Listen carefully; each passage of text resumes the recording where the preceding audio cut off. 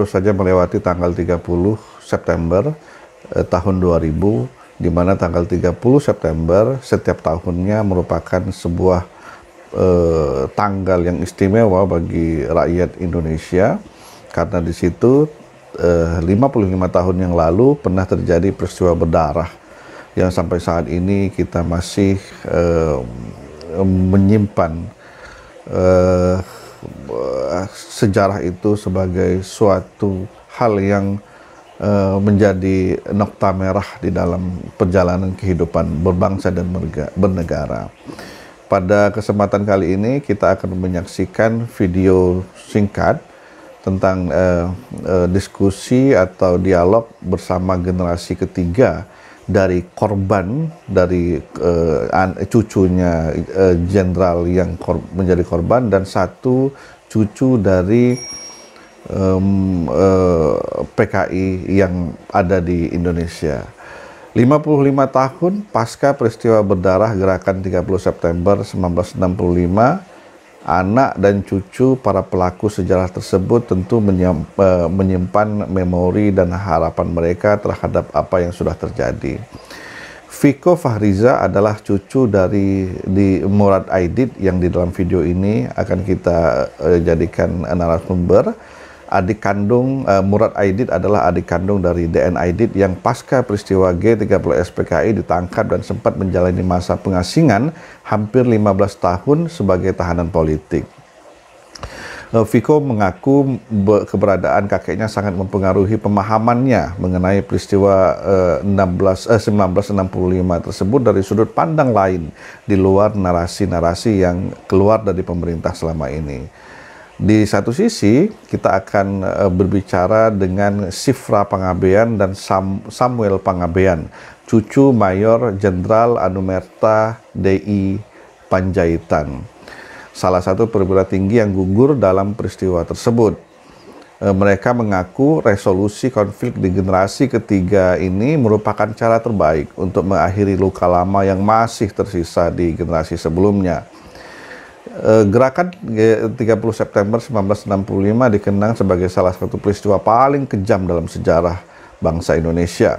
Sejumlah prajurit Cakrabirawa pimpinan Letkol Untung menculik dan membunuh 6 jenderal dan seorang perwira menengah Angkatan Darat. Jenazah mereka ditemukan di sebuah lubang buaya, sumur di lubang buaya yang terletak di Jakarta Timur. Partai Komunis Indonesia (PKI) dinyatakan berada di balik gerakan pengambil alihan kekuasaan dengan kekerasan tersebut.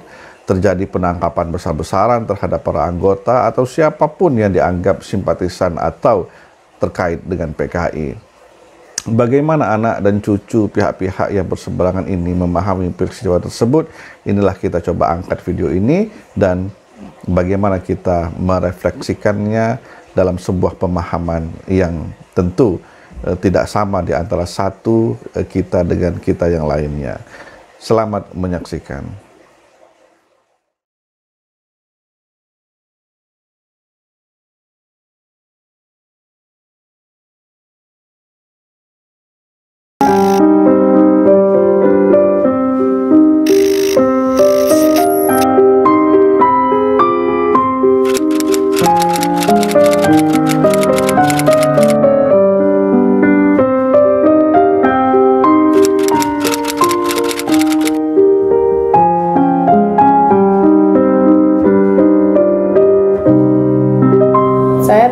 Peristiwa G30 SPKI 65 itu setelah saya kelas 5 SD.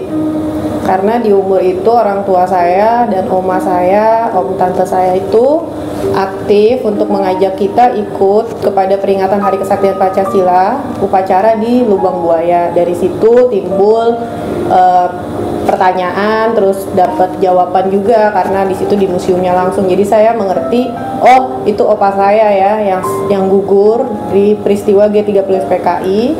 Pertanyaan yang saya tanyakan pertama kali tahu ya, itu kenapa sih bisa terjadi, kenapa mesti opa nih, seorang opa yang saya nggak kenal tapi meninggal secara sadis begitu, tapi dia pahlawan. Kenapa dia bisa jadi pahlawan? Kenapa dia mesti meninggal? Kenapa dia mesti ditembak, berkorban di tempat itu gitu? Untuk apa?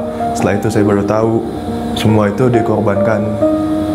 Semua karena Pancasila ya, untuk kesaktian Pancasila. Jadi dari situ udah saya bangga, saya teguh, saya dalam hati saya bilang di sini saya sebagai keturunan juga harus jaga Pancasila ini. Memang ayah itu, ibu saya bikin buku tentang ayah saya. Jadi mereka sudah bisa membaca bagaimana autobiografi dari Bapak almarhum D.I. Panjaitan. Jadi mereka itu tidak terlalu banyak bertanya lagi ya, karena mereka sudah mendapat satu gambaran yang pasti ya tentang siapa dan mengapa Opa harus melewati jalan seperti ini begitu. Dibunuh, diculik artinya, terus dibuang ke lubang buaya. Jadi anak saya itu melihat bahwa jalan untuk mencapai satu cita-cita itu memang tidak mudah.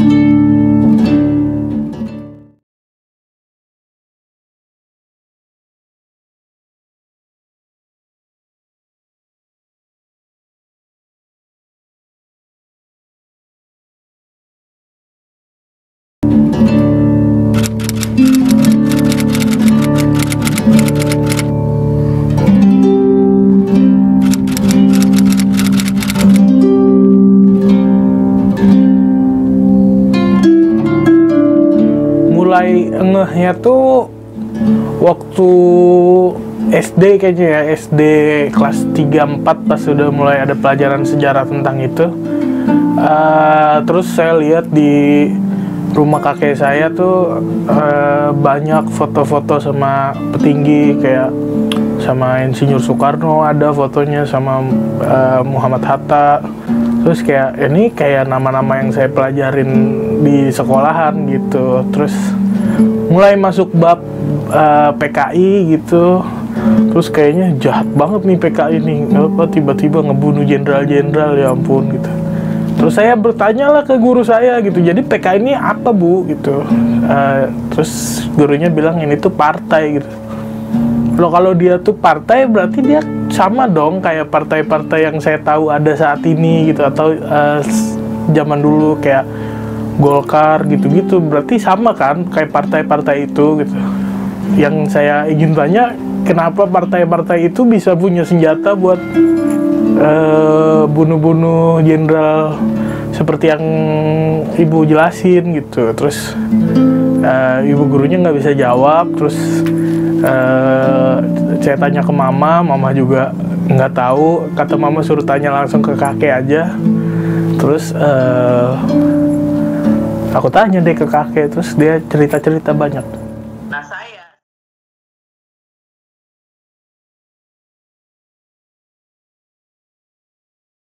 diskusi pandangan pertentangan sih banyak ya. Banyak. Apalagi kalau nggak usah diskusi yang formal-formal, diskusi di kampus-kampus pun pasti ada aja yang bertentangan sama apa yang kita pahami, apa yang kita terima ya. Pasti kena wawancara langsung dengan teman-teman. Menurut lu yang salah gitu. Iya, pasti ditanya, ini siapa? Menurut ini yang ini gitu. Menurut lo ini salah nggak sih? Yang ini bener nggak gitu ya?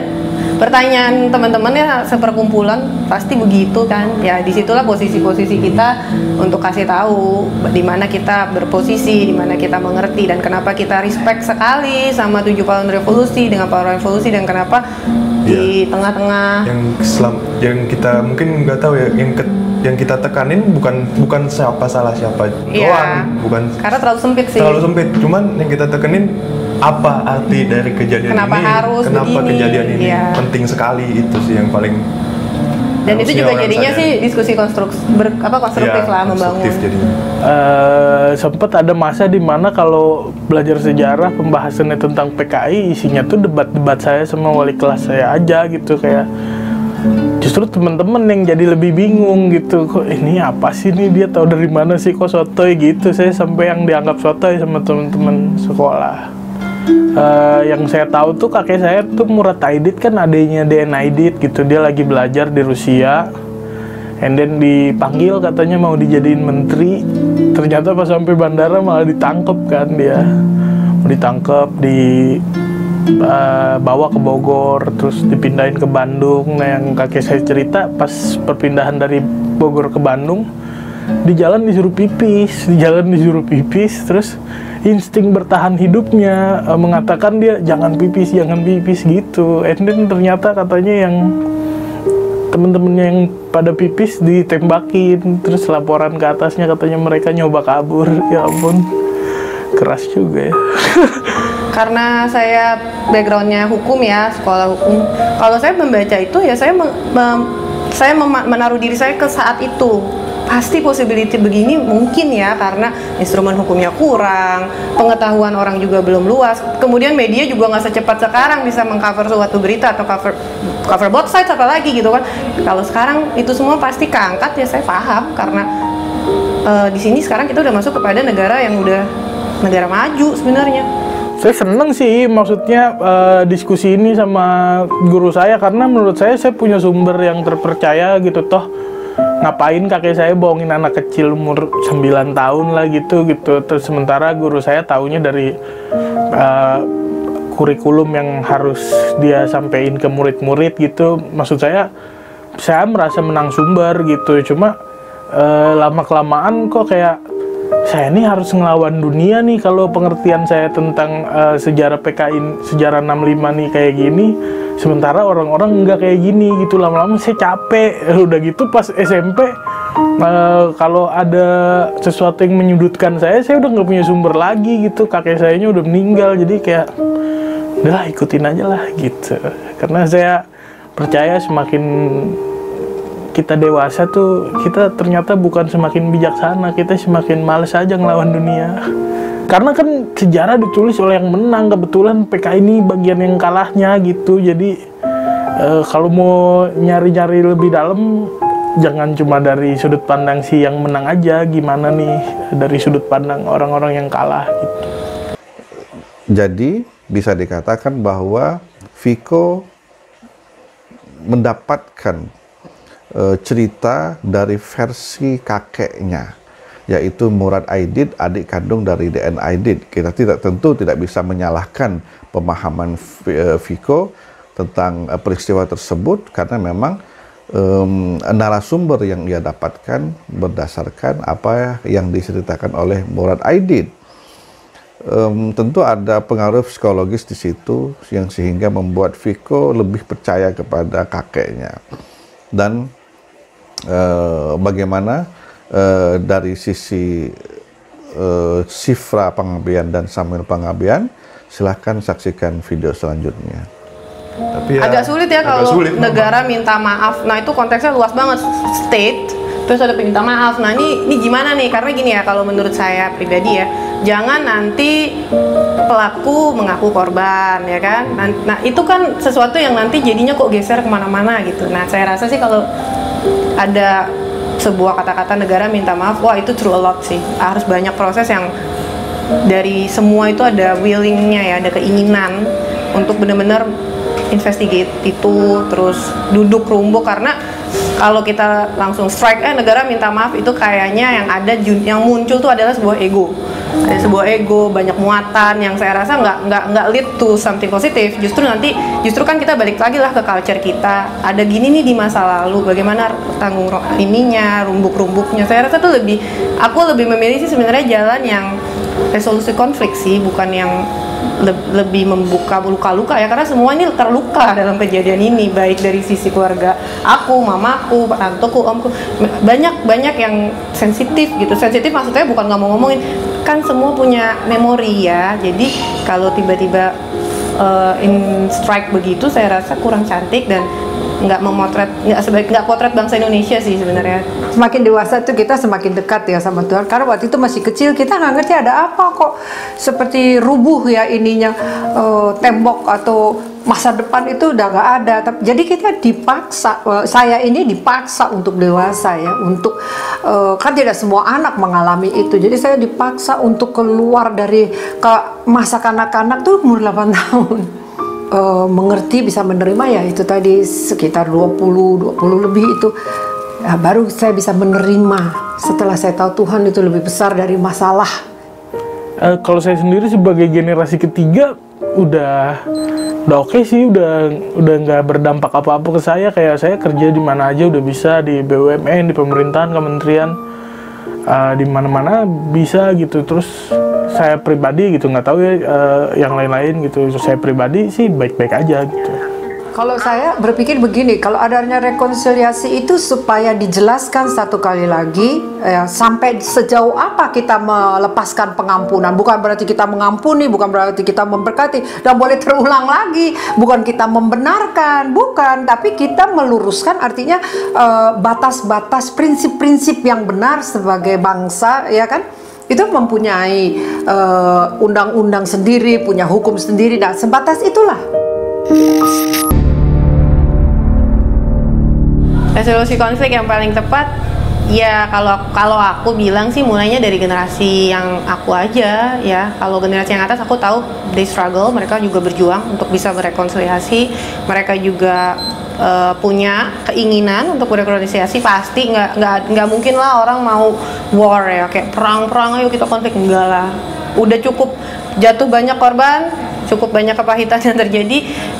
Tapi ya itu aku bilang, mereka kan yang merasakan sendiri ya, nggak gampang lah ngomong sama orang yang terluka kemudian rekonsiliasi gini, nggak pasti ada proses. Tapi kalau dari aku sendiri, resolusi konfliknya adalah dari kita, generasi yang selanjutnya adalah kita nggak akan mewariskan konflik untuk membenci benci yang ini ya, itu keturunannya ini, benci yang ini deh, kita nggak sih. Aku rasa kita bisa menjadi bangsa yang bermartabat dengan menunjukkan bahwa kita saudara, tanpa mengurangi rasa hormat dan perasaan-perasaan pribadi orang terhadap masalah itu.